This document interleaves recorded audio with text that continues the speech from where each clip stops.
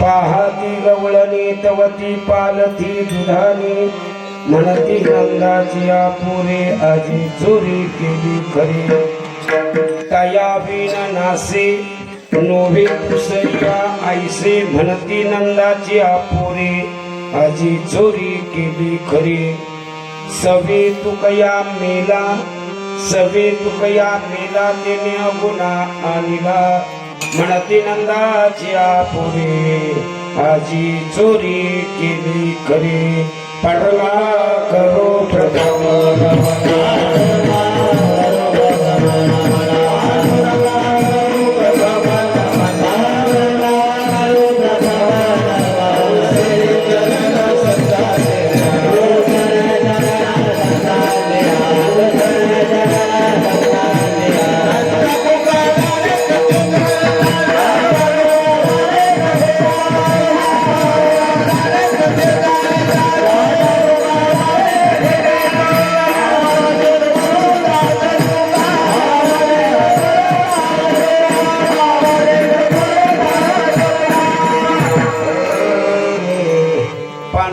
करो प्रथम नमन दुसरी चरण संतांच्या त्यांच्या कृपादाने कथेचा विस्तारू बाबाजी सद्गुरु दास तुका नमो ज्ञानेश्वरा निवृत्ती उतारा सोपान देवा मुक्ता बाई नमो त्रिभुवन पावनी आद्यत्रे जननी देवाची शरण शरण एकनाथा पायी माता ठेविला नका पाहू गुण दोष झालो दास पायाचा शरण शरण हनुमंता तुम्हाला रामदूता काय भक्तीच्या देवाटा मज दाबया सुबटा मस्तक हे पायावरी या वारकरी संतांच्या कर जोडितो कथे काळी आपण असावी जवळी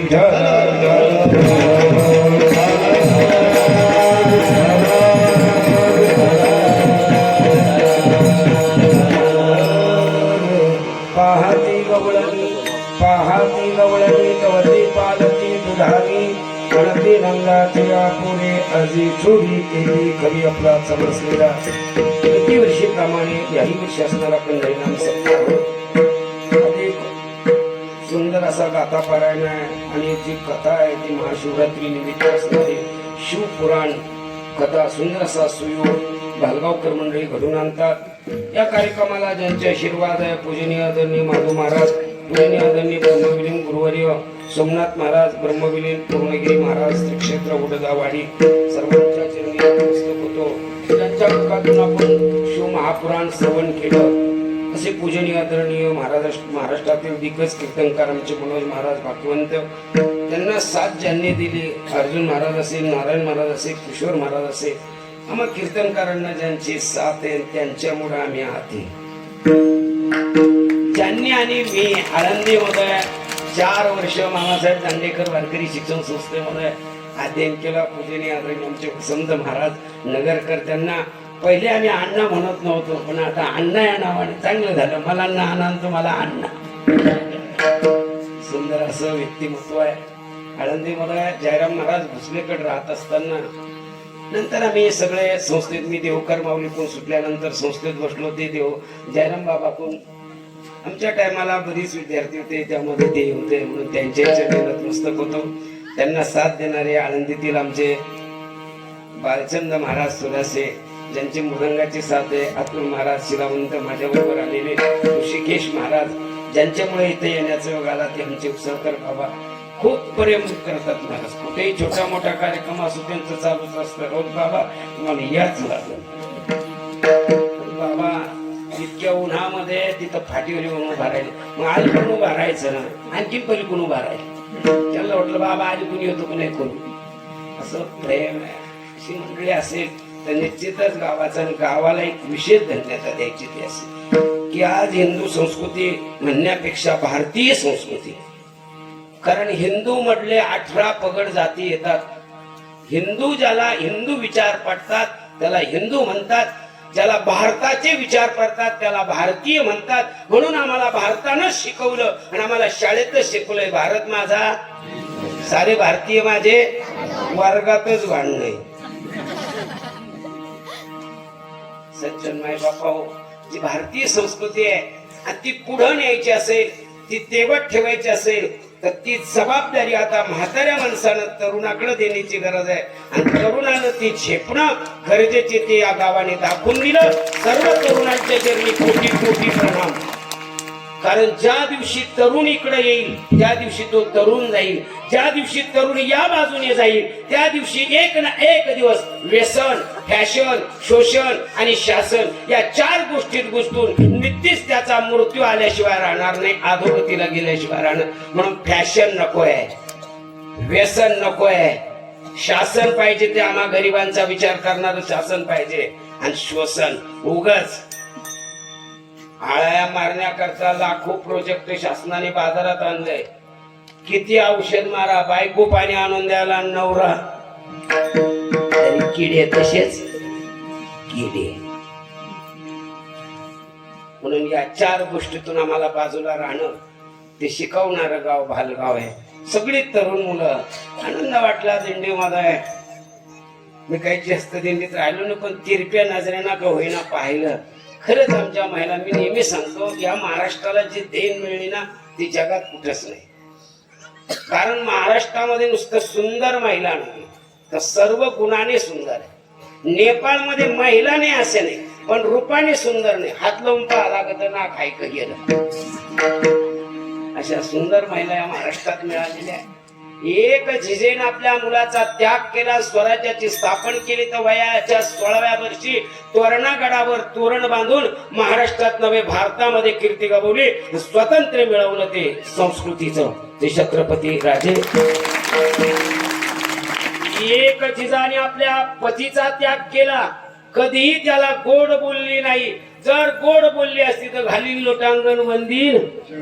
तुकोबारा भांडाऱ्या डोंगरावर, भामचंद्रा डोंगरावर गेले नसते, भजन केलं नसतं, भजनाच्या माध्यमातून ही संस्कृती टिकली नसती, अभंग तुम्हाला आम्हाला ऐकायला मिळाले नसते. आपल्या पतीचा त्याग केला, त्या आपल्यासाठी तीही जिजाच आहे. तिचं नाव ही जिजाच आहे. ती महाराष्ट्रातली आहे, सगळ्या जिजा. म्हणून सगळ्यात जास्त यात्रेला जिजा आहे, महिला आहे. सगळ्यात जास्त अंत्यविधीला महिला आहे. सगळ्यात जास्त कीर्तनाला महिला आहे. सगळ्यात जादा ढाबीवर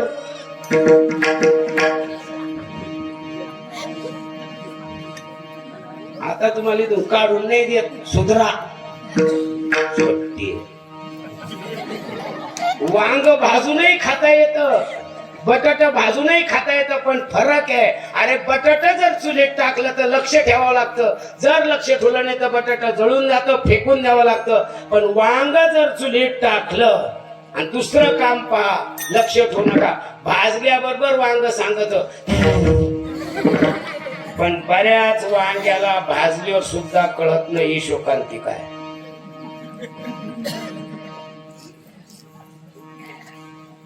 ही काय शोकांतिका आहे. पण इथले तरुण वांगे इकडे आले, निश्चितच तरुण शिवाजी महाराजांचे विचार पुढे नेल्याशिवाय राहणार नाही. आणि म्हणून असणारी सर्व महाराजांची पेटी मास्तर मृदंगाचार्य त्यांच्या आवाजाने इथपर्यंत पोहोचण्याचा सुयोग प्राप्त होतो. आमचं ते मंडळ म्हणजे साऊंड सिस्टीम मंडळ सर्वांच्या चरणी नतमस्तक होतो. काला म्हणजे प्रसाद आणि प्रसाद म्हणजे दुःख घालवण्याचं साधन. आणि म्हणून वारकरी संप्रदायाने एक विशेष अशी क्रांती केली की रात्री जागर आणि दुसऱ्या दिवशी प्रसाद. म्हणून प्रसाद म्हणजे काला आणि त्या काल्याचं औचित्याचं कीर्तन माझ्याकडे ग्रामस्थांनी दिलं. म्हणून कीर्तन रूपी सेवेकरता, काल्या रूपी कीर्तनाच्या सेवेकरता निवडलेला भंग वारकरी संप्रदायाचे थोर उपासक, वैराग्याचे मूर्तिमंत पुतळे, श्री क्षेत्र देवनिवासी जगद्गुरु तुकोबारा यांच्या गाथेतील अनेक प्रकार, स्थितीपर, गुणपर, अद्वैतपर, सालूमालू, बाळ क्रीडा, आलेले गेलेले, पंढरपूरचे उपदेशपर, नवे नवे छंद, असे अनेक प्रकरणे, व्याभिचार, त्यापैकी बाळ क्रीडा. त्या बाळ क्रीडेमध्ये एक प्रकरण आहे, त्यामध्ये त्याला विभाजन केलं जातं, त्याचं नाव आहे गवळण. आणि त्या गवळण प्रकरणातील अभंग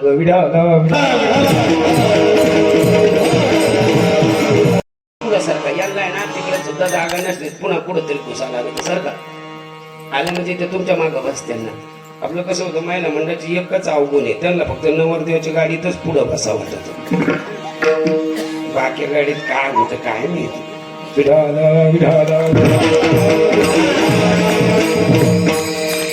सेवेकरता निवडलेला अभंगाचा सरळ अर्थ, एक स्त्री आहे ती पाहती, ती पाहती कोण तर बुद्धी पाहती. म्हणून बुद्धीचे वैभव अन्य नव्हे. काय पाहती तवती पालती दुधानी. दुधानी पाहती म्हणजे आपली प्रकृती पाहती आणि प्रकृती पालथी झालेली दिसती म्हणजे याचाच अर्थ त्या प्रकृतीतले विकार गेलेले आणि म्हणून ती म्हणती पाहती गवळणी तवती पालथी दुधानी. तिची दुधानी फुटलेली नाही, तिची दुधानी जाळलेली नाही. दुधानी म्हणजे शरीर, शरीर म्हणजे प्रकृती. ती बुद्धी आपल्या प्रकृतीला म्हणजे आपल्या शरीराला अंतर्यामाला पाहती आणि पाहिल्यानंतर पालथी झालेली दुधानी कळली आणि दुधानी पालथी झाली म्हणजे दुधानीतलं सगळं निघून गेलं. मग असं कोणी केलं ग म्हणती नंदाच्या पोरा ग. त्या नंदाच्या पोरानं माझी दुधानी पालथी केली. मी आज पाहिलंय ग तर खरंच आजी चोरी केली, त्याने त्या दुधानीतलं चित्त चोरलं ग. मग बाकीचं चोर नाही का? ती म्हणली आहे ग पण दुधान्या फोडतील, पुढं टंगड मोडतील, यानं काहीच केलं नाही. उलट जशास तसं ठेवलं. म्हणून तया विननासे नोवे दुसऱ्या आयशे. दुसरी चोरी असा करू शकत नाही. जशास तशी दुधानी आहे आणि माझ्या अंतःकरणातली चोरी केली मी आत पाहिलं आणि म्हणून माझा संशय त्याच्या जोडी ग. म्हणती नंदाची या पोहे. तिची मैत्री म्हणली मग त्याला आणलं कोणी ग तर महिलांची सगळ्यात आवडती शिवी मेल्या. त्या मेल्या तुकाने आणलं. तो निर्गुण निराकार होता, त्याला सगुण साकार केलं आणि त्यांनी चोरी केली असा या गवळणीचा मतितार्थ.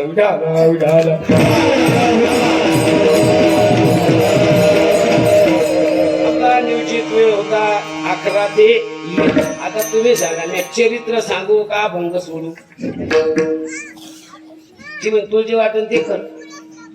आता अभंगावर जर बोलायचं तर कमीत कमी अर्धा तास अभंगाला द्यावा लागेल आणि चरित्र सांगायचं तर कमीत कमी 1.5 तास चरित्राला द्यावं लागतं. तेव्हा ते 2 तासात काला होतो. आता कसा काला करायचा ते तुम्ही ठरवून आम्ही ठरवू. पाहती ती पाहती. मग सगळे पाहत नाही का? सगळे पाहतात पण एखादी काय पाहती? ती बाहेरचं पाहती आणि बाहेरचे पाहायलाय ते मुळातच कसं आहे लटिका व्यवहार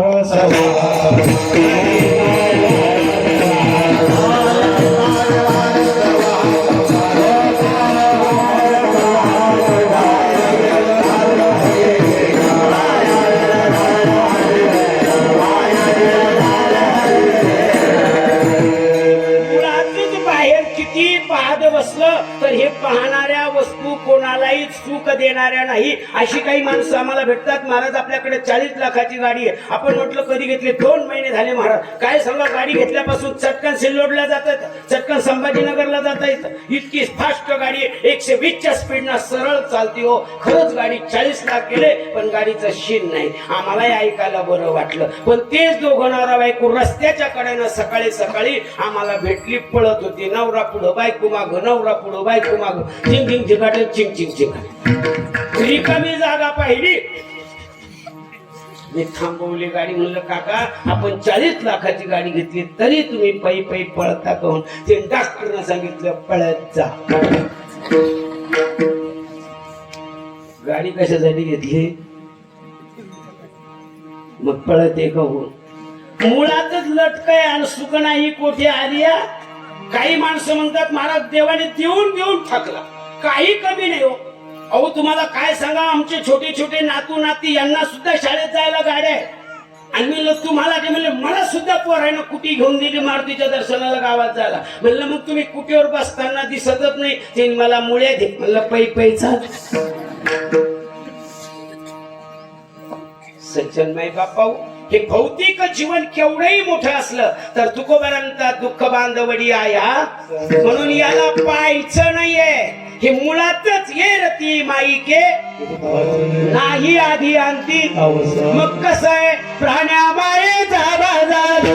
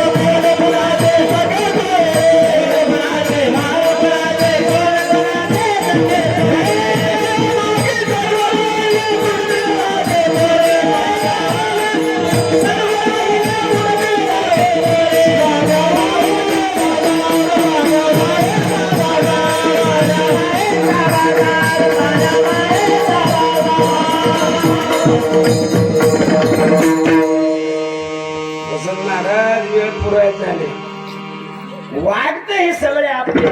माझा स्वतःचा अनुभव सांगतो. कीर्तनाच्या गादीवर देवाची शपथ घेऊन सांगू, रोज पैसे मी नेऊन देतो, किराणा मी भरून देतो, तरी मी शा खातो. तुम्ही देता किती? दिवसात 2 आहे मला. कुठे गेले नाही 10,000 रुपये रोज. एवढे पैसे देतो. पिवळी जरा ते तरी शा देते मला. सक्की मई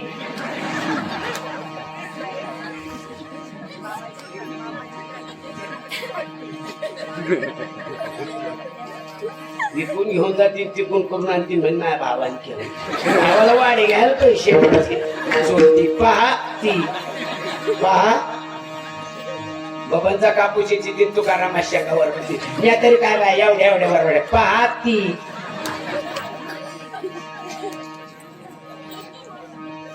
पहा. अरे हिला नाही पाहायचं. महिलांची बुद्धी आणि पुरुषांची सुद्धा बुद्धी. महिलाही म्हणतात माझी बुद्धी चालत नाही, आणि पुरुषही म्हणतो माझी बुद्धी, का पुरुष म्हणतो माझी बुद्धी चालत नाही. पुरुष म्हणजे महिला म्हणतात माझी बुद्धी चालत नाही, पुरुष म्हणतो का मा बुद्ध्या चालत नाही. मग बुद्धी कोणती? बुद्धीचे वैभव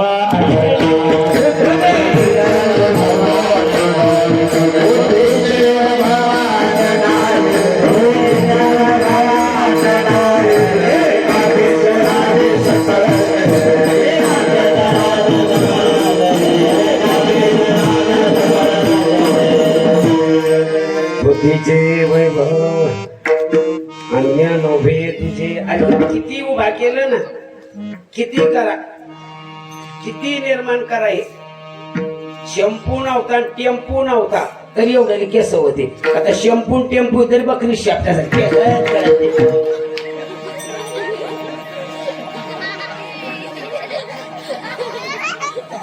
किती वैभव करा, काही कामाचं. अरे संसारात राहायचं पण आसोनी, आणि वेदशास्त्र भारी आसोनी संसारी जेव्हा.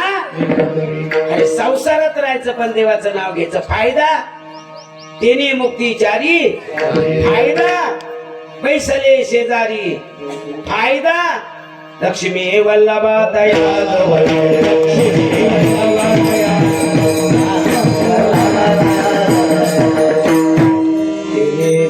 जीवा सुख नव्हे. जीवाला जर सुख करायचं असेल तर या बुद्धीनं आतलं पाहावं लागेल. आपुली आपण नाव ठेवू लोकाला, बटर बटर आपल्या नाकाला. शिकरलं तरी आलं, शिकरलं तरी आलं.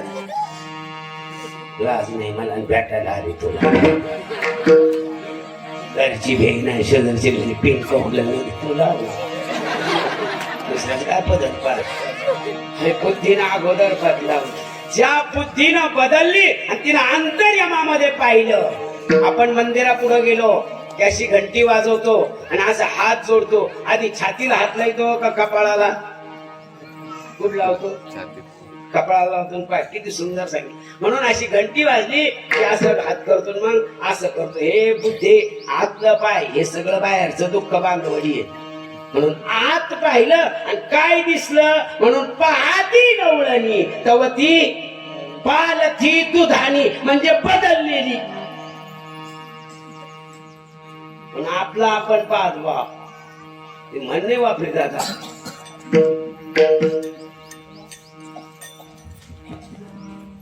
किती विनोद सांगितले असते. एक बाई रोज दुसऱ्याच्याच घरात डोकून पाहिजे. एक बाई, एक म्हणलं बरं कमी सगळ्याने. त्या घरात ना कधी बी अशा हसलेलं धिंगाणा घातलेला आवाज यायचा. म्हणून ती नवऱ्याला म्हणे आपल्या लग्नाला 30 वर्ष झाली पण काहीच उपयोग नाही. कधी हसत नाही, कधी बोलत नाही, धिंगाणा नाही. मी माझ्या हसपोट राहतो. कधीतरी वाटतं माणसाला हसावं बोलावं. या काळात तेवढं नवीन नवीनच होतं फक्त भांडे घातले. तिला विचार ना हसत येईल धिंगाणं काय भानगड. मग तिनं तिला विचारलं काय घरात तुमच्या वेळा खुशी आहे का? हसत ये धिंगाणे. तिने कशाची खुशी आहे? त्यांना डबा करून द्यायचा राहतो. भाजीला नसलं मी सांगत असते ड्युटीहून येता काहीतरी संभाजीनगरून भाजीला घेऊन या जाते. निने आला का मी पोपली पेपण मारते. त्यांना लागली तर ती हसते, मला लागली तर मी रडते. ती म्हणे आपलं गरीब आहे भांडलं तरी नाही. म्हणून ती दुसऱ्याच्या घरात पाहायला लागली. मी बुद्धी कोण पाहती, मी बाईला नाही म्हणत पाहती. ती दुसऱ्याच्या घरात पुन्हा त्या दुसऱ्याच्या घरामध्ये ती बाई नवऱ्याला घास घालीत होती. तिचं तर पाठ डोळे पांढरे झाले, अख्खा पूर्ण 15 कोर्स. कधी घास घातले की लग्नाची येते त्याचं किती जीव एका. जीवन तिला विचारलं, जीवन नाही घालून काय करू. रात्री पिऊन येत तसंच पडत मरण. तिने आपलं चांगलं घेऊन नाही येत. ती पुन्हा दुसऱ्याच्या घरात पाहिलं की एकामेकाला घास घालीत होती. ती म्हणे आपल्यापेक्षा पाहते कशी येते म्हणे. ती म्हणे त्याला तिने विचारलं, ती म्हणे नाही घालून सांगू काय, एक भांडण नाही ठेवलं घरात, सारी दारूवाल्यानी टाकले आणि एक ताट राहत ते मरणाचं पिऊन येतो. मग तसं मरून ते मग आपण म्हणलं मी तुम्हाला जेव घाल, मग तो मला घास घालेल तर मी बी तुला घालेल. जेव्हा लागतो बाई बाय बापाचं नाव कमायचं. मला सांग, कुत्र्याच्या मागं मांजर लागते का मांजरीच्या मागं कुत्र? किती सुंदर उत्तर दिले पुढे. पण मांजरीच्या मागं कवर लागत, जवळ लोक मांजर सहन करते. अशी पळती एकदा का मांजरीना फेस, अरे फेसका जा ना कवरला पाहता त्याचा अगदी हरभरी किती ना ते काल तुम्ही चांगले 2-4 धडे किलो पिऊन आले. काय काय महादेव महादेव बस नुसती पाणी घालीत महादेव. तुम्हाला पशुपतीचे उपाशी पती सांभाळ गौ पशु पाहू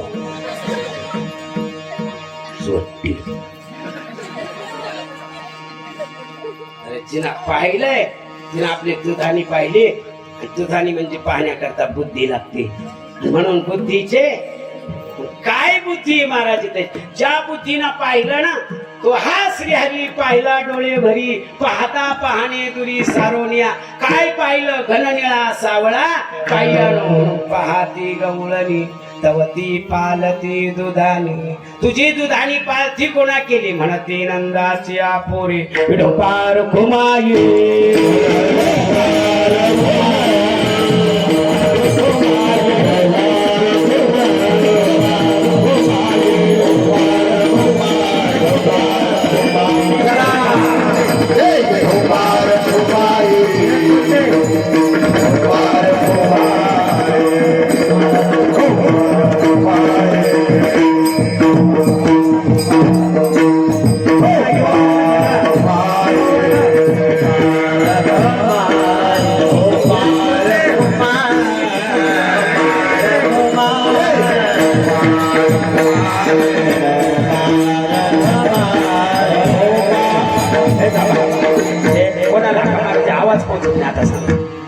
तेव्हा युवा वर्गाला विनंती, आपण 7 दिवसची मेहनत घेतली त्याकरता महाराजाला हार घालण्यासाठी तुम्ही इकडे यायचंय सगळ्यांनी. धीरज बोलते, त्याच्यानंतर ज्याचं नाव समजा नसलं तरी त्यांना उभं राहायचं. सणासणी सगळे जेवढे वाढणारे वाडेकरी मुलं चला उभं राहायचं. चला लवकर, चला तरुण पोरं सगळे सगळे चला सगळे पोरं चला चला.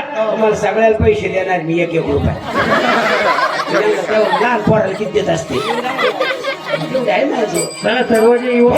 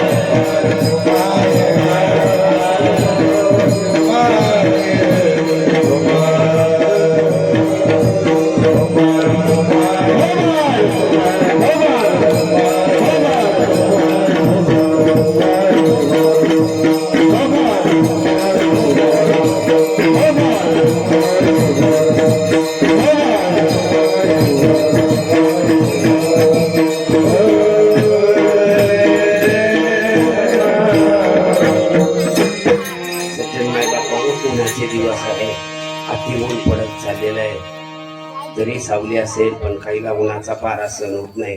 त्याचा कदाचित बऱ्याच टायमाला असा अनुभव आहे. टाळकऱ्यामध्ये सुद्धा टाळकरी उन्हाचा खाली पडल्याचे अनुभव आहे. यामध्ये बरेच लहान मुलं आहेत.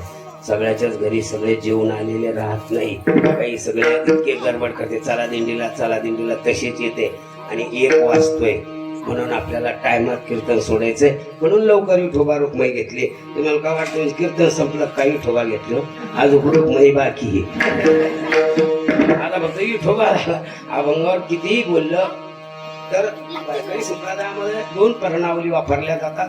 अगोदर थोडसं अभंगावर बोलायचं, नंतर चरित्र ते उच्चारावे केले देवे गोकुळी म्हणून नंतर चरित्रावर बोलायचं. म्हणून आपला असं समजा आपण अभंगावर बोललो, आता चरित्र सांगू. विठ्ठल विठ्ठल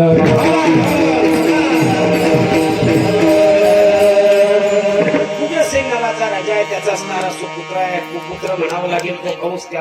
त्याने त्याच्या बहिणीच्या लग्नामध्ये मोठी थाटामाटात बहिणीचं लग्न पार पडलं, पण त्याच लग्नाच्या आकाशवाणीमध्ये त्याला मारणारं आकाशवाणी झाली. तिथून पुढे त्याने तिचा छळ केला आणि भगवान अवतारला करा पुण्य सारावय असे 6 मारले. 7वा गर्भ योग मायाला गेला. 8वा गर्भ जन्माला आला तो मथुरेमध्ये उग्रसेन राजाच्या कारागृहामध्ये, म्हणजे कंसाच्या कारागृहामध्ये रात्री 12 वाजता जन्माला आला. आणि जन्माला आल्याबरोबर 8 वर्षाचे झाले आणि आपल्या आईला सांगायला लागले मला पुढे घेऊन नंदाच्या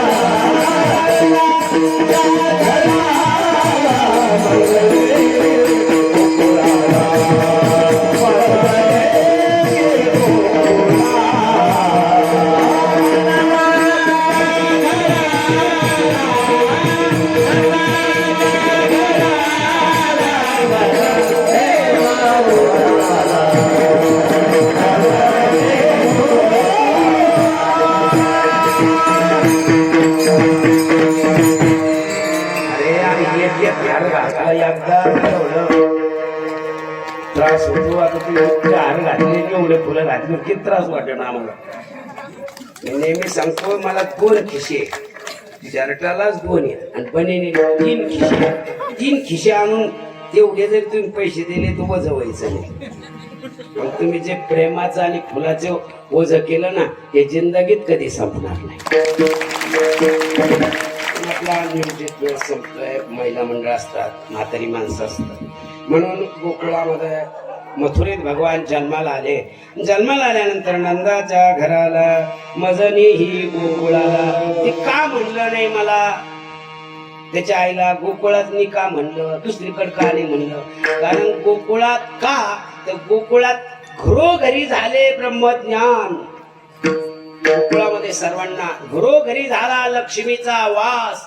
दैन्य दारिद्र्यास त्रास आला म्हणून तिथं सर्वस्व आहे, तिथं भगवान जात असतो. देत संपत्ती आणि दया वस्ती केली एकी ठाया. ज्ञानपरमता ती उभूती जाण माझी. म्हणून पैसाही असावा पण तो खर्चही करण्याची वृत्ती असावी. आणि म्हणून गोकुळाला भगवंताला घेऊन जाण्याकरता वसुदेवानं टोपल्यात टाकलेलं आहे. यमुना नदी आडवी आलेली आहे. यमुना नदी आडवी आली, पाणी वाढायला लागलं तरी ते पाण्यातून जात होते. पण यमुना का वाढत होती त्याचे बरेच कारण आहेत. त्याच्यातले आपण 1-2 कारणाचा विचार करू. यमुना वाढत होती त्याचं पहिलं कारण असं होतं, तिला माहित होतं हा मोठा झाला की मिळवणी पुरे जाय यमुनेचे तिरी वाटी तो गोपाळ काला रे. म्हणून काला मिळणार आहे, प्रसाद मिळणार आहे. आणि म्हणून तिला आनंद झाला होता. कशा करता? प्रसाद खायला मिळणार होता. कोणाला? यमुनेला. पण तिला हे माहित नव्हतं की भगवान तुला प्रसाद खाऊ देणार नाही. म्हणून का? तिनं आश्रय दिला होता. देवजळी झाले मासे. देवानी देव पण सोडलं नाही. वारकरी जर झाल्या तर त्याला प्रसाद मिळला असता.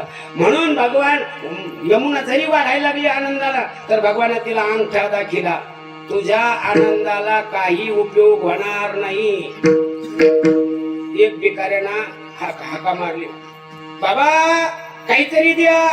ते म्हातारा खुर्चीवर टाकून चौकाच्या वाड्यात बसलेलो होतो. म्हणलं कोण रे तू? ते म्हणलं मी भिकारी. मग काय पाहिजे? म्हणले भाकर वाढा. तीन भाकर झाली नाही. कपडे द्या. म्हणले कपडे नाही. ते म्हणले पैसे द्या. म्हणले पैसे नाही. ते म्हणले काहीतरी द्या. म्हणजे काहीच नाही. म्हणलं हो काहीतरी द्या ना. म्हणले सांगितलं ना काहीच नाही. ते मग चाल माझ्या सांग, तुझ्याकडे काहीच द्यायला नाही तर चाल माझ्या सांग. कोणाला चाल म्हणतो? अरे मी काय तुला भिकारी दिसलो का? काय तुझ्याजवळ? पाय आपलं कपाट. त्यानं कपाट उघडून दाखवलं. असे बंडल होते 500-500चे.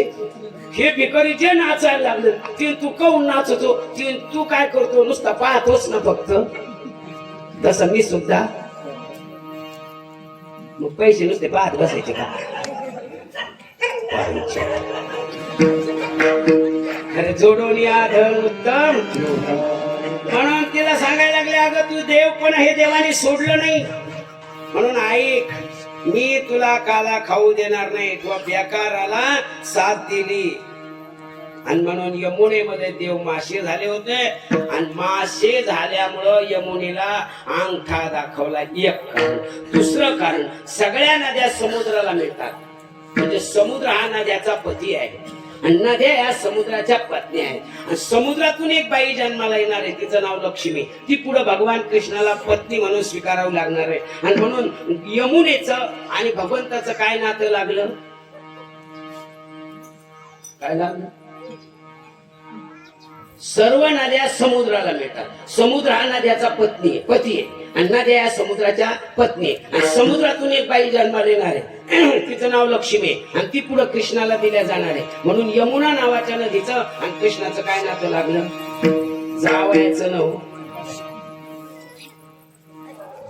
जावयाचं नातं लागतं ना. पुन्हा सांगू का? तुम्हाला सांगतात या वयात कळलंच पाहिजे. सर्व नद्या समुद्राला मिळतात.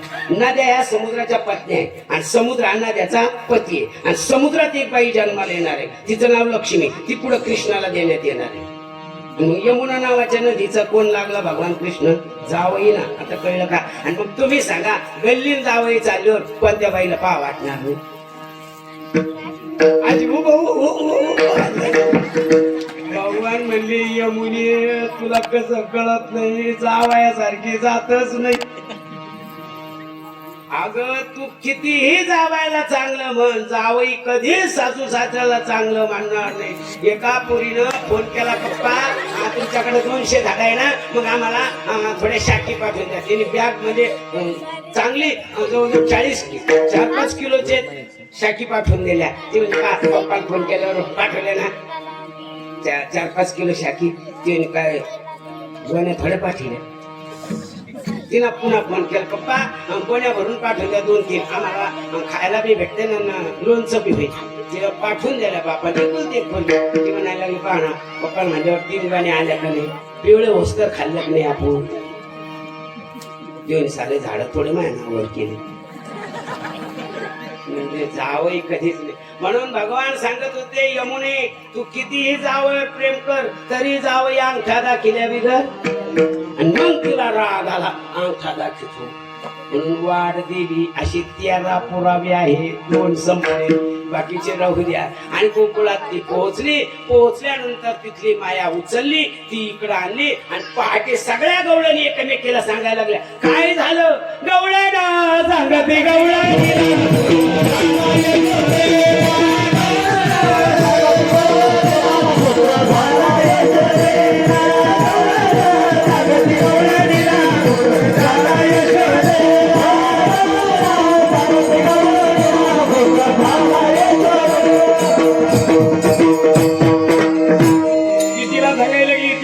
गेली अगं कळलं बा पुरग झालो अगं कुणाला आनंदराजाला हत्ती घोले पालकी जय बोलो कन्ह्याला लकी तिला असा गोकुळामध्ये आनंद झाला वान घेऊन या ताटी नंदा घरी झाली दाटी मग ज्याच्या परीनं आपापल्या परीनं त्या पोरग पाहायला जायला लागल्या आणि भरपूर काही घेऊन जायला लागल्या नंदराजा आनंदानं प्रत्येक बाईनं जे आणलं त्याच्यात 10 पट दान देत होता मग मला सांगा इथं जेवढ्या महिला आहे पोरग त्याच्या बापाच्या घरी होतं का मामाच्या घरी होतं पाहायला जायला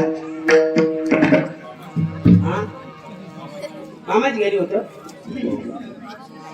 त्याचं मामाचं घर मथुरा त्याच्या बापाचं घर गोकुळ त्याचा मामा कौश आहे ना मग पोरगा पाहायला कुठं होतं ते त्याच्या बापाच्या घरी होते मग सगळ्या पाहायला कोणाच्या घरी आल्या होत्या त्याच्या बापाच्या घरी दीदी मामाच्या घरी येऊन काय करते हे मूर्ती लोकीचे उपराठी आणि मामाच्या घरी जातो कपुरीच्या बापाची हिंमत नाही राहते का दोघीचं जर ठरलं ना पुन्हा त्या मालकाला मग दोघीच खाणे मग काय चौकी जवळ जा चौकी त्या चौकीचं तयार झाली कोण होती मला मस्त कळत आल्या गेल्या बिगर होतं का आपण माझ्या बहिणी आहेत कोणी कानूनीच्या म्हणतो जा कानूनीच्या बहिणीला सांग जाऊ मंगळवारी म्हणून ती कानूनीला गेली तर तीच बहीण होती अक्का आम्ही येईन बाई पण तू काही म्हण बाई माझ्या चौकीला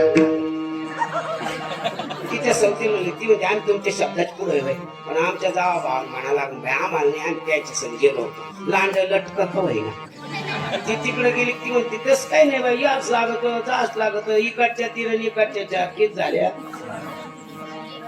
बऱ्याच घरी मामाच्या घरी त्याच्या मामाचं किती तळ आहे माहिती पोराय पोरी मिळते का अशा किती का पोर तसेच राहू राहिले फुगे घ्या फुगे जरा बदला आता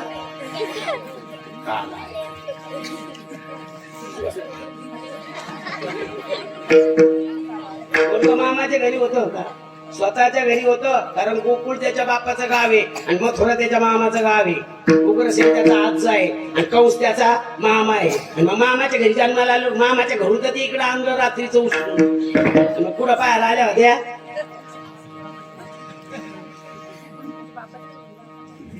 म्हणून पोरीच्या बापाच्या घरी नका जाजो पोरीच्या बापाच्या घरच्या बाजू या तुम्हाला काय यायचं टेम्पो इतके उदारे का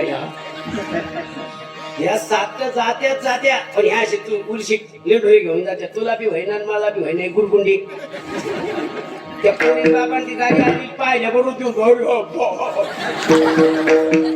या 7-5 लेडोळी आणि मग ते तो लोक चहा पाणी झाले घेऊन मागवला तो कळे कस काय करायचं ती म्हणजे तुम्ही तर म्हणले ती चौकीची येणार आहे 7-5 चिल्लंबी आणली आपल्या घरात आहे काही साड्या ती म्हणते हाई एक सारखी आहे का आपली केस पसरले एक सारख्या नाही जाऊन घेऊन या फुलं घेऊन मला सांगा आलेल्या तरी एक सारखी आहे का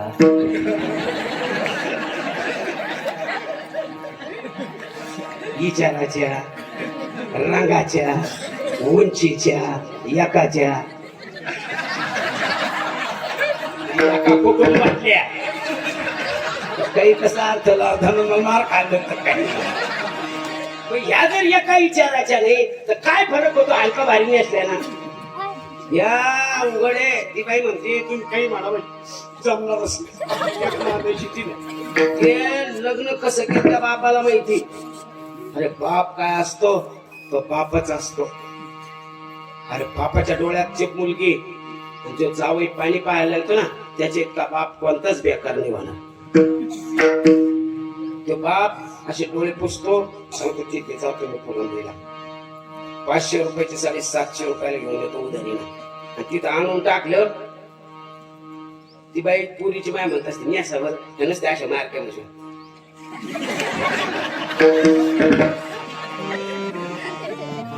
आणि मग एखादी पुढे येते याच लागत जाच लागत आल्या गेल्या बिगर होत का न्यासाय पशीच काय आहे मग जाऊ पिशीत घेऊन इतक्या पिशीत घेऊन येत्या काही नेसून येत्या आणि इकडे आलो का आरती करते काय त्याच बापाची चंद्रभागा तुला सांगते काय पाव ना काय करणी धरणीचा आहे का?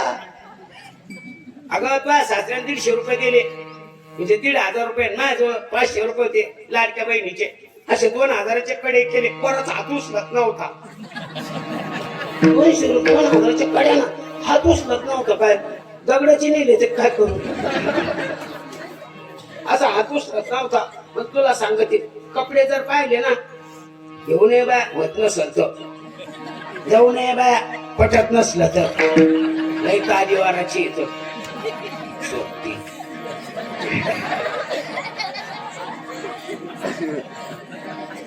अरे गोकुळाचा ज्याचा बाप होता ना तो नंद राजा होता, श्रीमंत राजा होता म्हणून तो कधीच कमी पडू देत नव्हता. किती पाय आले होत्या पोरीस बाप एवढी श्रीमंत राहिले का? आता 130 रुपये किलो 40 रुपये किलो गोड तेल झालंय. आणि कापसाचा भाव 700 पुढे गेला नाही. नुसता कापूस पान घरात ठेवत मग टाळ्या वाजून उपयोग नाही. ज्यांचे टाळ्या वाजले त्यांनी पुढचा विचार करा. समाधान साठी नका वाजू. मला मग गाव आहे 20 गाव 30 गाव श्रीमंत 40 गाव तुम्ही बोललेलं म्हणजेच मी जाईल कीर्तनाला असं थोडं ठरवून घ्या की माझ्या पोराला जर पोरगा पोरगी झाली तर मी माझ्या घरी बोलीन तर त्या कृष्णाचे चरित्र ऐकण्याच्या लायकीचे आहे. त्यांचे फोटो काढा ज्यांनी ज्यांनी टाळ्या वाजल्या मला दाखवा. मरत नाही अजून 10 वर्ष. अरे जावा भांगर बाजवी काय लागत आपण गेलो का त्यांचं पावा फेडायचं घरून फेड ना खापर घेऊन. मग सगळं लाभ साला फेडी ना.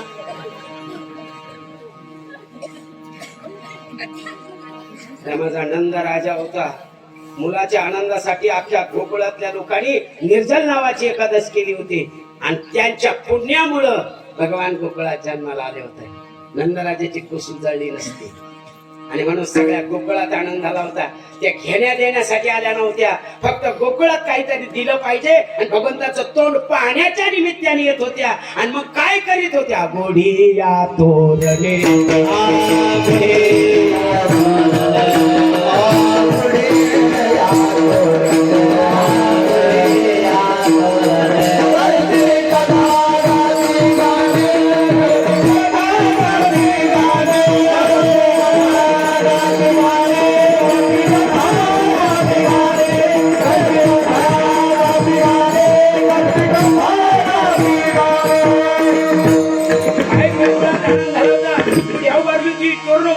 गाणं गायला लागली होती, कथा करायला लागली होती.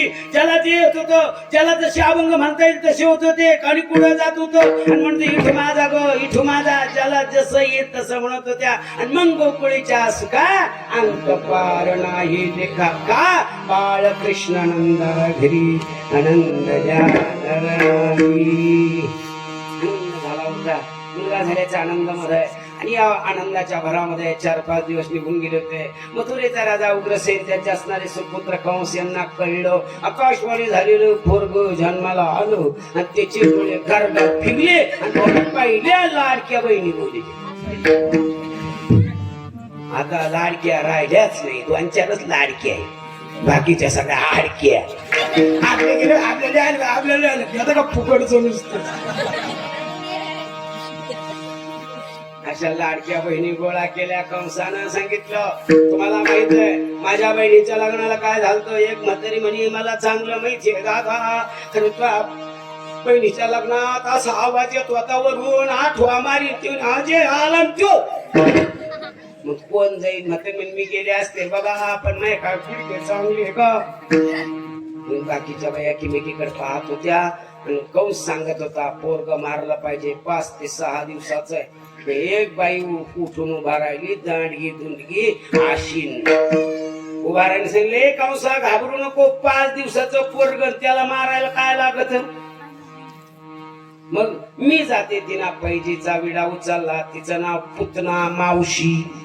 ती पुतना आशीन नटली. असे शृंगार केले. नामदेवराय वर्णन करतात नामा मने आधी गंगाच्या घरा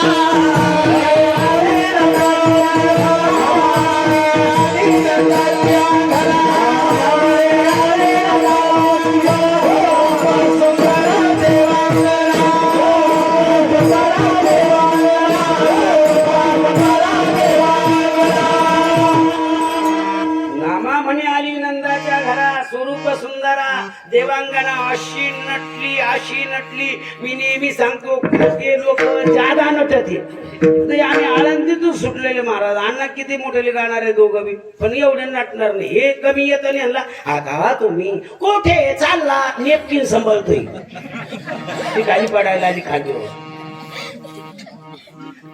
जे खरे ना त्याला नटायची गरज आहे खोटे वारकरी साऱ्या अंगाचं पंढरपूर करते गज उघडून माळाच माळा रामकृष्णारी कापला किसा गेलं जे खरी ना तिला नटायची काही गरज अशी नटली दिनदर बाळाची मारिता बाळे असे बरेच पोरं मारले नंदाच्या अंगणात आली नंदाचा दर्जा बंद दिसला असं कवड वाजवलं नंदाराणी कवड उघड ग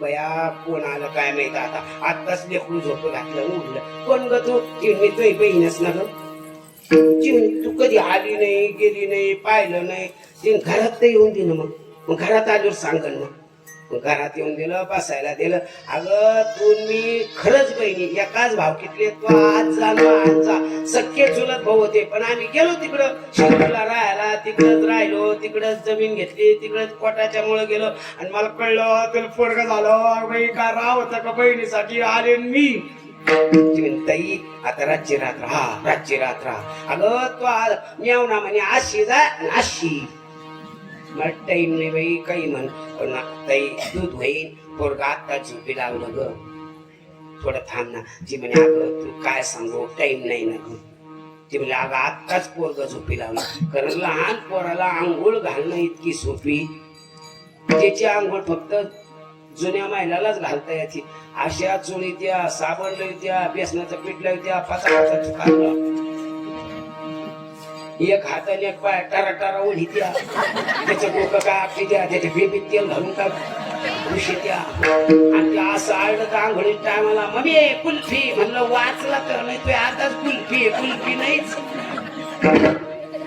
मग त्याला आंघोळ घातली का त्याचं गन पावडर नाही लगेच बाळा त्यात लगेच झोडीत आणि मग ते वैड ताड्यामुळं ते शिनतन करकन ते आणि मग तरी म्हणते पाहायला माझ्या हाताने आंघोळ घातलं तर आज फुटलं नाही म्हणलं बेशुद्ध पडलं त्याची आंघोळ का सोपी का त्याची त्यालाच माहिती आपल्याला तवा माहित होत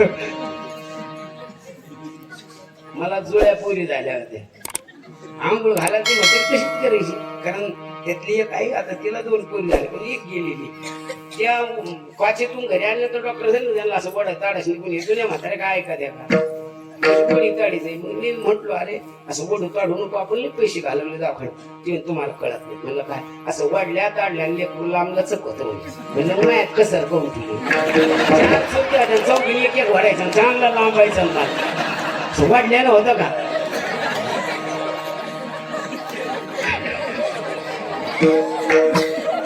नंदाराणी सांगायला लागले अगं ऐक 7 वाजे महाराजनी 7 तुम्हाला जर मी उपाशी मारलं तर माझं नाव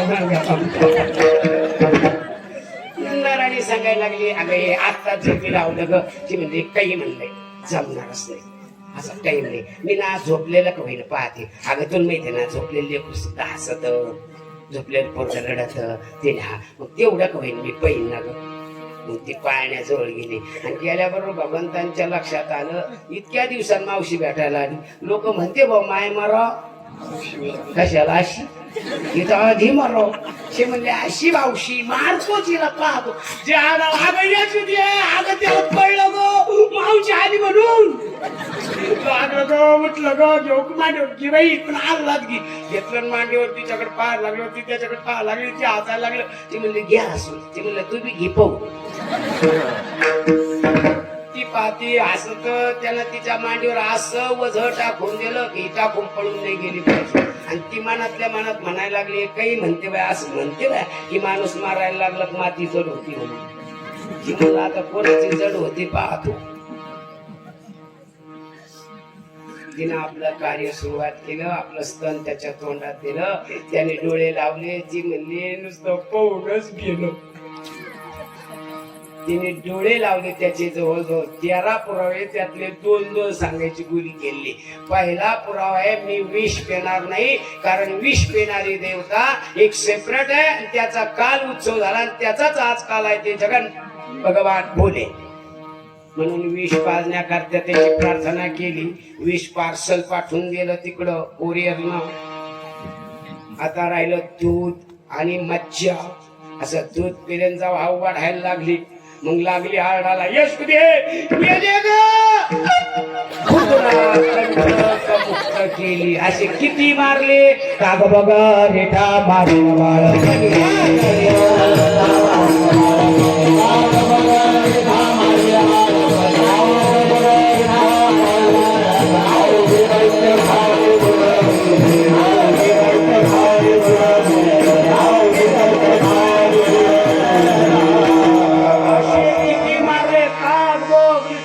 पण कोणत्या टायमाला मारले?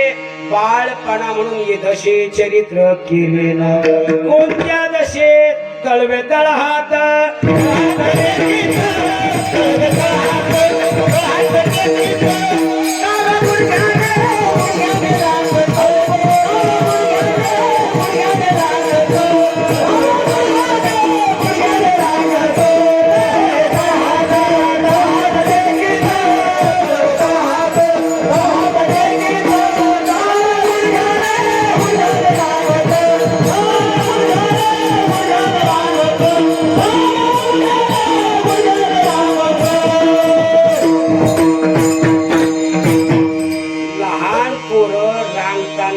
चांगले दिसते आणि म्हातारे माणसं रांगताना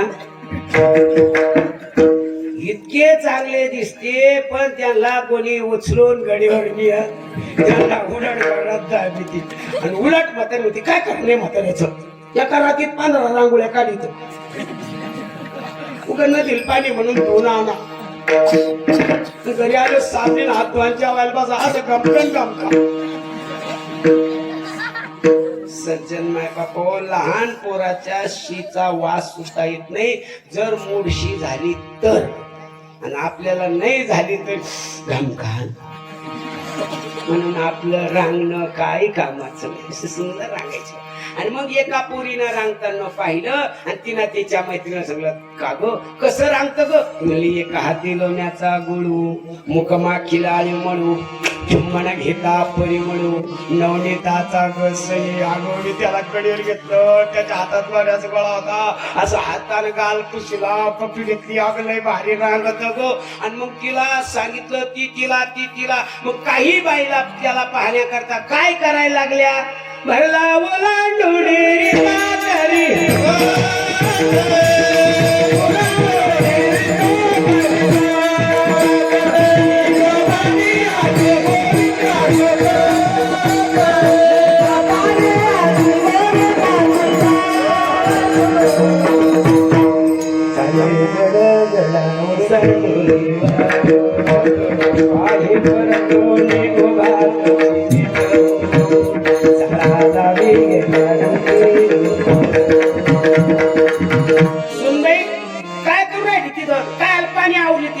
पाणी आवडती. मग साऱ्या घरात पाणी झालं. काय झालं? ती घागर गेली. मग थोड्याकडे काय पाहती?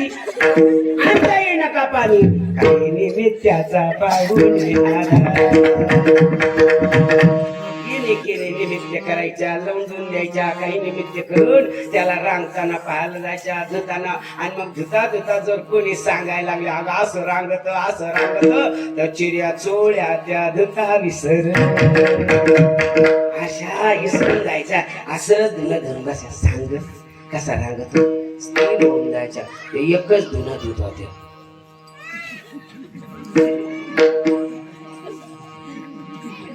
अण्णा ते एकच धुणं धुत. या घरचं तर नाही पण डोक्यातलं मी तुझ्या तिकडे तुझा तिच्या तुला माहिती का ते काय मला माहित माहित नाही. अस्पताल सरकार कोण झाली ती काय घराबद्दल बायको गेली बाय पडून. तुला काय करायचं? मी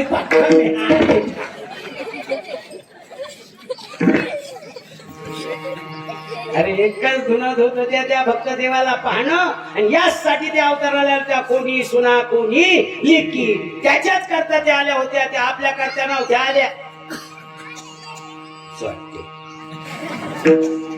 देवाला भक्तिमय त्या श्रुती होत्या, वेदातल्या ऋचा होत्या आणि अशा पाहायला यायच्या. नंदराजा सांगतात नंदराणी काय बाळ रांगतंय आपलंय हो. मग रांगत असल्यामुळं बऱ्याच महिला येतात. मागची आठवण नाही का तुला ती पुतना आली होती मध्ये काही राक्षस येऊन गेले. तो कागासूर आला होता रांगता रांगता हातातला गोळा उचलून घ्यायला मुठगोळा. आणि म्हणून मला वाटतंय ग पुन्हा एखादी गवळणीचं रूप घेऊन जर एखादा राक्षस आला आणि रांगणार पोरग उचलून गेलं तर काय उत्तर द्यायचंय असा माझा. त्यांनी केवढी तपश्चर्या केली पोरग जन्माला. पण याद राख जर का पोरग तू कोणाला दाखवलं वाड्याच्या बाहेर जाऊ दिलं तर कडी लावून वाड्यात घराचं पोरग बाहेर पोरग जाऊ द्यायचं नाही. नसता माझ्याशी गाठ सटकन यशोदेच्या डोळ्यात पाणी आलं. त्या दिवसापासून पोरग घरात कोंडून ठेवलं.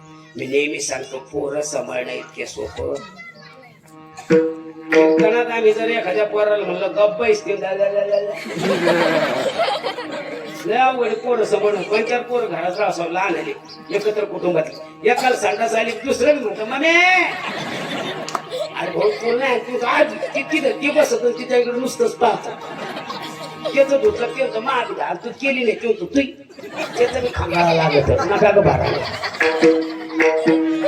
पोराच्या लय अवघड. त्याच्या मनात आलं शाळात नाही जायचं त्याचं पोट खावा बी दुखत. आता हे पोरगच पिलेंदर हे 2 दिवस कसं तरी घरा राहिलं. तिसऱ्या दिवशी एवढं रडायला लागलं. रडते राहीना बाळा माझे रडते राहीना नाना परी समजाविते मागेल ते पाया गळते द्रौपदुनी निजविते हलविते बाळ नाना परी घेतो छंद बाळ नेत्रातून हे गुंद याचा डोळा लागेना. यशोदा आली रे धाबुनी काय पाहिजे बाळा तुला देते मी आणून. कृष्ण घाली रे लोटांगणी यशोदा आली रे धाबुनी काय पाहिजे बाळा तुला देते मी आणून. मला चंद्र दे धरून त्याचा चेंडू दे करून मला सूर्य दे धरून त्याचा आरसा दे करून मला साप दे धरून त्याचा साप पाहिजे पाप दिसतो आणि केस लागले राहील साप दिसतो साप धरून दे. पोरग काही ऐकत नाही. लाल पण झालं डोळे लाल झाले. आता यशोदेला कळून चुकलं होतं हे काही ऐकत नाही. यशोदा त्याच्यापेक्षा जादा रडायला कस मरण कप्पीच ना ते कुठत नावीला तुम्ही काय करीन त्याचा बाप 2-4 तोंडात मारू मारला मग काय पोरग घरात मरून देऊ का त्याला आई म्हणते. चटकन कवड उघडलं आणि बाहेर आले. बाहेर मोठीवरून गल्लीत घेतलं आणि तिकडून एक बाई पाण्याला आली होती तिला पाहिलं आणि त्याला पाहिलं खुदू खुदू हसलं रडायचं राहिलं. यशोदेनं लगेच सांगितले बाई जाय न याला घेऊन राधे राधे घेई श्याम सुंदर आपुल्या मंदिराला घेऊन गेले. यशोदे आपलं काम आटपलं पुन्हा घेऊन आली. पुन्हा रडायला लागलं तिच्या घरी. दोघीचं चांगलं देणं घेणं चालू झालं. पण एक दिवस राधेच्या घरी पोरग खेळत होतं आणि एक म्हातारी आली राधे सासूची मैत्रीण. ती म्हणे कोणाच पोरग ग? ती म्हणे यशोदेचं. तुझ्या घरी चांगलं राहतं. तिने आता तुम्हाला काय सांगा माझ्या घरी मस्त राहत होते आणि मग यशोदेचं काम होतं माझ्या घरी राहतं आणि माझं काम होतं तिच्या घरी राहतं आणि म्हणून आमच्या दोघीचं लयच जमलं. पण पोरग लयच चांगलं राहतं माझे. पण मी तुला एक गोष्ट सांगत राहते का कोणाला सांगू नको. ते नाही हवा म्हणते बाय हे जन्माला आलं तर 8 वर्षाचं झालं होतं. म्हणजे याला मोठं होतं येत आणि याला लहान बी होत म्हणून जरा नाही सांगत पण सांगतो आपल्या घरी कोणी आई नाही. गेला महाराज कुठं ठोकून गेली म्हटलं हो राधे ना विचार केला मोठं होता येतं त्याला लहान होतं. मी याला एक दिवस एवढी सेवा करीन आणि याला इचेरीन. त्या दिवसापासून इतकी कानाला आंघोळ घालणं झुट्टू बांधणं दही भात काढून देणं. एक दिवस घरी कोणीच नव्हतं कडे आणि कवडं उडवतं तेवढ्यात त्याला मांडीवर घेतलं दही भात खाऊ घातलं. म्हणलं कृष्णा मला एक गोष्ट विचारायची तुला मोठं होता येतं लहान बी होतं येतं. ते म्हणले होय भक्ती केला तुम्ही जशी भक्ती कराल तसं मला होतोय. अनंत रूपे अनंत विष मला अनंत रूप घेता येतात अनंत विष घेता येतात. म्हणजे तुला मोठं होता येतं होय ना मोठा. ते म्हणजे नको राधे हे होय ना एकच बार माझ्यासाठी. ते मग कड्या लावून ती चटकन काड्या लावणार. नुसत्या काड्या नक लावू, त्याच्यात नक टेऊल थले घालून नये. जुन्या काळात काड्यात कड्या राहत होत्या म्हणून त्या सरकत नव्हत्या. हे जेव्हापासून सरकायच्या आल्या ना अन्न तेव्हापासून कोणतं कोण इकडे सरकत सांगता येत नाही, मत वाया जात नाही. काड्या पक्क्या राहिल्याच नाही. जुन्या काड्यात कडी लावली हो, नकटून थल लावलं हो, सगळं दरवाजे बंद, खिडक्या बंद, मग बैस पुढं. राजा जोड माझ्यावर. राजाने हात जोडले, पक्के डोळे झाकले, उघड उघड म्हणले उघडायचे. बरोबर उघडत नाही ते म्हणजे. भगवंताने विचार केला काय करावं. चटकन भगवंताने राधे उघड डोळा. असा काय पाहिला राजस कुमार मदनाचा पुतळा, रवी शेशी कळा, कस्तुरी मळव, चंदनाची उटी रुळे, घन निळा सावळा बाई असा पाहिला. तेवढ्या पायाला आणि गप्पा मारायला लागली आणि तेवढ्या तीच म्हातारी आली. राधे कवड काऊन बंद आहे ग. ती म्हणली माझी सासू बाहेर गेलेली, मग कुत्र्या मांजराचं घेतलं लावून. अगं तुझ्या सासूशीच मा काम होतं. मग उघड कवड. तुझी सासू कुठ गेली म्हणली, कुठ गेल्या सांगून नाही. मग मला तिला भेटायचं होतं. थोड्या वेळाने यायला जायला काम आहे. गुडघे चांगले का उघड कवड. कृष्णा म्हातारी लहान होय ना होणारच नाही. कृष्णा अरे लहान नाही व्हायचं म्हणून सांगितलं ना. मोठा झालं कधी लहान होत असतो का. कृष्णा म्हातारी राधे कोणाला बोलत अगं कवड उघडणार का पैसे काढून येते काय मी यायला जाल का. कृष्णा म्हातारी म्हातारी जाईना आणि हो लहान होईना. म्हातारी लई हुशार. म्हातारीना कवडाच्या पटेल डोळा लावला. दिसला अगं बाई दिसला.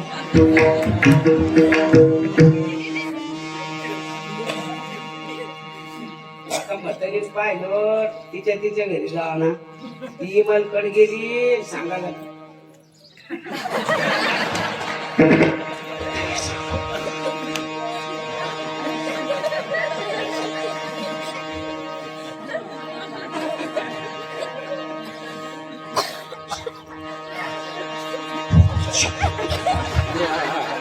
गवळ्या घरी गोभाट उठला.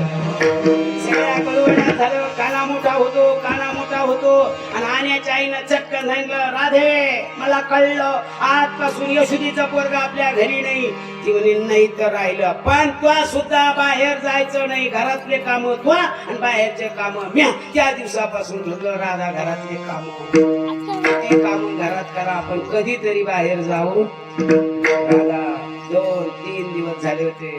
राधेनं तुळशी कशी जावं आणि तुळशीला प्रार्थना करावी. रंगा येई येई रंगा येई येई दीन दैसे रजनी झाले रोज म्हणालो प्रभू काका सासुरवासी प्रभू मला भेट दे रे बाबा. दिवस मावळला की पुन्हा कामाला लागाव. दररोज एक दिवस उजाडला, सूर्याला पाहिलं. राधेनं ठरवलं बास आजचा शेवटचा दिवस. जर काना भेटला नाही तर जगायचं. प्रतिज्ञा केली. 5:30 वाजले दुपारचे. कानाची भेट नाही. यशोदा राधा कामाला लागली. घर काम आटपायचं, स्वयंपाक आटपायचं. सगळी आली की गुरं ढोरांचं करायचं. सगळ्याला ताटं वाढून द्यायची. जेवली की सगळी भांडी घासायची. त्यांचं आथरून पांघरून करून द्यायचं. आपणही आपलं आथरून पांघरून घ्यायचं. खुशाल झोपायचं. सगळी झोपली की आपण उठायचं. घराचा दरवाजा उघडायचा. लांब कुठेतरी निघून जायचं. विष प्राशन, अग्निभक्षण किंवा जल समाधी. बस देह जाऊ. फक्त एकच इच्छा करायची घेईन मी जन्म. हरिनाम कीर्तन संतांचे पूजन घालीन लोटांगण. त्याच्या दारात लोटांगण घालण्याकरता तुझी भक्ती करण्याकरता. पास 6 वाजले होते. राधेचे दोन्ही डोळे टपटप भरत होते. घरकाम करत होते. भगवंत आईच्या मांड्यावर होते. अशी किलवाणी बसले होते. आई म्हणते कृष्णा तुझं काही दुखत करे नाही गाई. मग आज असं किलवाणी का झालं. तुला करमत नाही का. म्हणला थोडं जाणवत आहे मला करमण. मग जा ना तू गल्लीत खेळून ये ना लांब जाऊन. आईची आज्ञा मिळाली. लांब गेला तो. तिकडे जायचं होतं. तिच्या घरापासून चौकात उभा राहिला आणि भगवंताने विचार केला काय केलं पाहिजे. राधाची भेट होईल. चतुरातो शिरोमणी. भगवंताला माहित होतं असे काही दागिने ते दागिने अति मौल्यवान आहे. कपाळ बापाच्या घरचं आहे पण कुंकू त्याचं आहे, गळा बापाचा आहे पण मंगळसूत्र त्याचं आहे, हात बापाचे आहे पण बांगड्या त्याच्या आहे, पाय बापाचे आहे पण जोडे, या सगळ्या दागिन्यात फुटणारा दागिना तो बांगडी. तिच्या हातात एकच बांगडी होती. जुन्या महिला बांगडी जर फुटली तर चिंदू हाताला बांधायला येत होत्या, पण तसं स्वयंपाकही करून देत नव्हत्या. जेव बी घालीत आता काढून ठेवायचा आणि स्वयंपाक करायचा. कालाय तस्मेन नमः काल.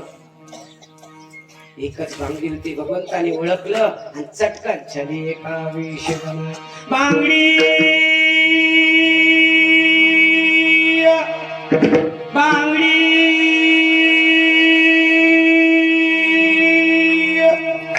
भर भर भर भर भर गोळा बांगड्यावाली 6:30 आमच्या दरुजात टेक ना. ती म्हणे आवड मला ज्याची कोणाच्या दरुजात बांगड्या टेकल त्याला हाताने चांगलं लागते. यांच्या हात इतके चांगले आहे का? बांगड्याच्या मागो बाया गोड तुडतीना राधेच्या ओट्यावर टेकलं नाका मागे बांगडी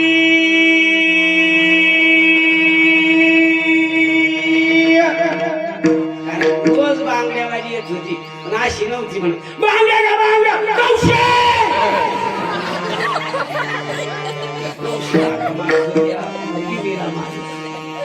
कोणाला झाका मारत नाही. बांगडी ज्याला गरज येते नी या तेवढ्यामध्ये इकीलाच गरज होती कानाला पाहिजे.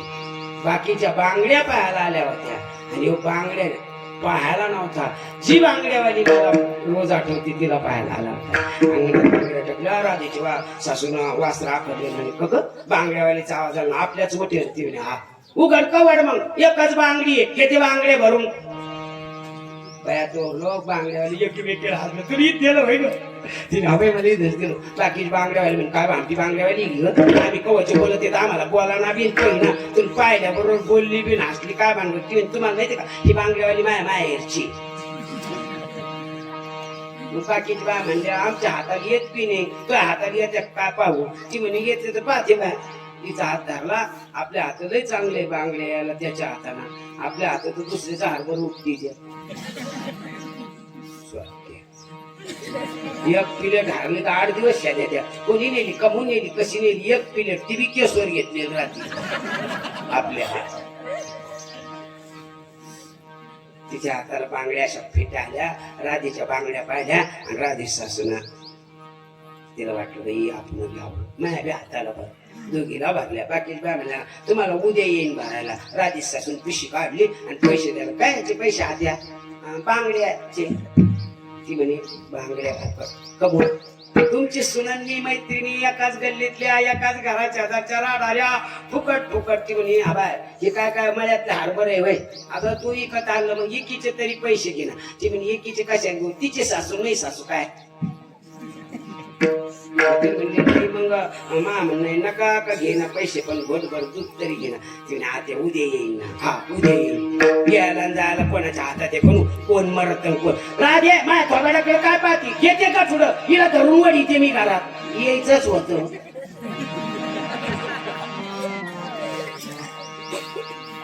तिला हातपाय धुवायला पाणी आणि नुसतं दूध नक टाकू स्वयंपाकाला जेवणच जाईल. आद्या मी दूध पे हा तो टाइम काय आता दूध प्यायचं का 7:30 पावणे 8 वाजले आता जेवणाचा रात्री रात्र कशा मैत्रिणी गप्पा मारा. मी येई सकाळी काय नवऱ्याला सांगून घेतली होती टोल मैत्रिणी गप्पा मारायला.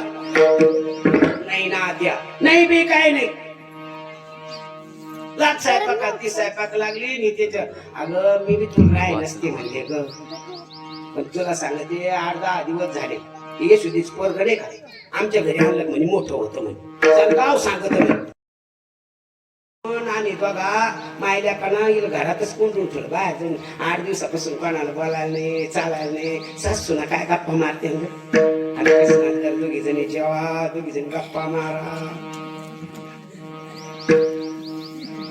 त्याच्यासाठी झाले फक्त तू जितका आग्रह करशील तितका फायदा. जेवण झाले राधे आमच्या बाजा पुढं वड पटांगणा आम्ही बाहेर झोपतो. तुम्ही दोघी का मांजरा बिंद्राचं चांगल्या काड्या लावून झोपा. आज झोपल्या म्हातारी दमायची, म्हातारी गुरकून झोप लागली न्या गप्पा मारायला. म्हातारीला आले राधे कवड उघड काही म्हणते मला पोराचाच आवाज येतो. घरात आले, आता बाय आज कहून होते कोण झोपा झोपा झोपा. झोपायला गेली पुन्हा. राधे तू जर समजा राहुदे मेली असती तर तुला वाटतं का मी भेटलो नसतो? अरे तुला मरायच्या आधी मी भेटन की माझी भक्तीचं प्रेम आहे. नवलता या प्रभूची अद्भुत प्रेम आहे. मी भक्ताला मरू देत नाही रे, उलट मागे पुढे उभा उलट माझं वेग आहे. राधे काही म्हणते मला पोराचाच आवाज कवड उघड बरं. कवड उघड येत नाही. आज असं कवडच ओढायला पण म्हणलं होईल 5 वाजेला. म्हातारीला 4 वाजे लोक झोपी येऊन गेली. म्हातारी 4 वाजता झोपी निघेल पण माझ्याकडे कवा केलं यदशी. आणखीन काय केलं? रांगत रंगणी चोरीत लोणे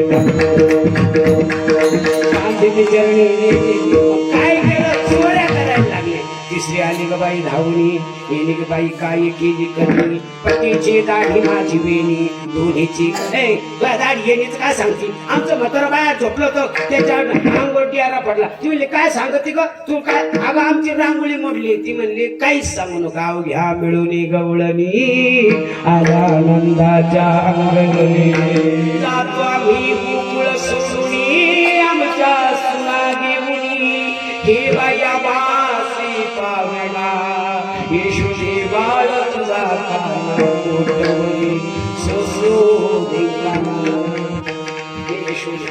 काही म्हण. आम्ही गावात राहायचं की नाही?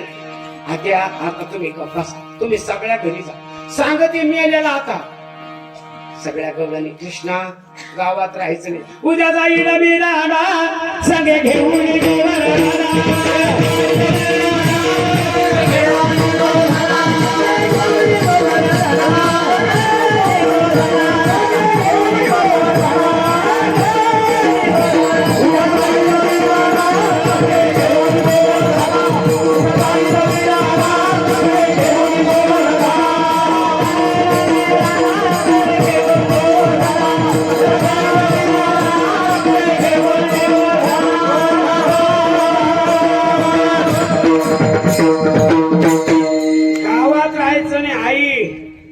सांगते ना मीच ठरवतो उद्या जाईल मी राणा. पण एकटा जाशील का? तो म्हणला नाही एकटा नाही, उलट माझे सगळे मित्र. अरे तुम्ही गाय घेऊन सारे गोपाळ राणा. अशा प्रकारे सगळ्याचे ठरलं आणि सगळे गोपाळ सकाळी निघालेले आहे. सगळ्याच्या गाई निघल्या. गाई निघलेल्या पाहिल्या. कृष्ण या वाड्यातून त्या वाड्यात या घरातून तेव्हा त्याला आई दिसत नाही. दिसल्यानंतर आईला म्हणला यशोदे घराकडे चल मला जीव साध्या गव्हाची पोळी वाटी मला पुरणपोळी दे. मोठी नाही आडवी तर गुळासाठी. मग काय करू? वांग भाजून भरीत करी वरी कांद्याची कोशिंबिरी असं करून दिलेलं आहे. वनात गाई गेल्या. गाई मोकळ्या सरायला लागल्या आणि गोपाळ खेळायला लागले. हा मामा बोरा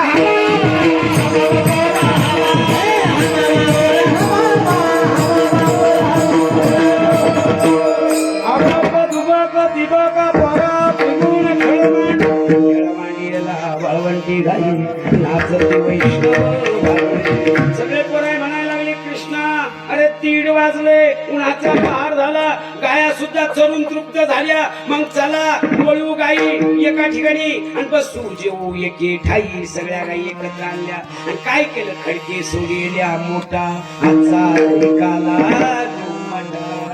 सगळ्या एकत्र केल्या. कोणाचं काही त्याचे गोळे तयार केले. प्रत्येकाच्या हातात दिले. सांगितलं खाऊ नका, आता मी सांगतो तसं खायचं. ते म्हणले काय? वर पाहायचं, वाकल्या दाखायच्या. वाकुल्या ब्रह्मादिका उत्तम लोका दाखवू. खायचं कसं? एकमेका देऊ मुखी सुखी घालू हुंबरी. तुम्ही मला घाला मी तुम्हाला घालील असा प्रेमाचा काला. यमुनेच्या तीरावर भगवंताने गोपाळाला खाऊ घातला. तोच प्रेमाचा काला. एकची टाळी झाली चंद्रभागी वळवंती. माझ्या ज्ञानोबारायने तो काला गोपाळाला म्हणजे वारकऱ्याला खाऊ घातला. तोच प्रेमाचा काला असणार भालगाव. आणि त्या भालगाव परिसरातील सर्व भाविक मंडळी आमची सगळी गुणवान मंडळी यांच्या सानिध्यामध्ये तोच प्रेमाचा काला या ठिकाणी होतोय. महाशिवरात्रीचा औचित्य म्हणून दही आणि दही दोन पदार्थ असतात, दही पांढरे आणि लई सुद्धा पांढरी. लयाची संख्या अनेक आहे आणि दयाची संख्या एक आहे. दही हे ब्रह्म आहे आणि लया ह्या जीव आहे. म्हणून जीवानं अशी लई बनाव का ती भाजलेली असावी पण पांढरी असावी. लई भाजलेली नको, जळलेली. लई भाजलेली लई जर दह्यात टाकली ना ती मुरजत नाही. खायला गेलं का चिबीत चरचर लागते. अशा लई लय आहे. कसं काय केलं आता कसं करायला पाहिजे.